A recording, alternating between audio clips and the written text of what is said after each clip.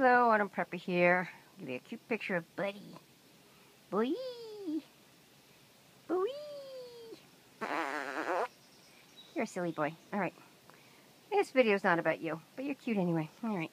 Take you over here to show you part of my garden. Not part.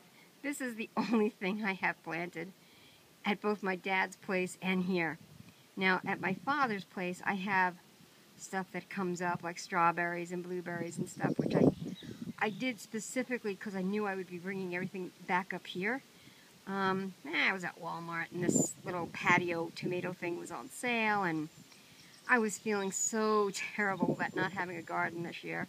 So here it is, my one and only garden, my one and only plant from my garden.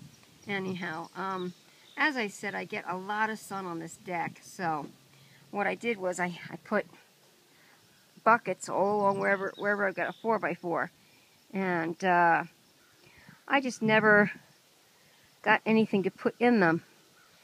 And I mean, I still can. I still got time, but the growing season here, oh, I'm sorry about that. The growing season is so short. I might just get fake flowers and toss them in there.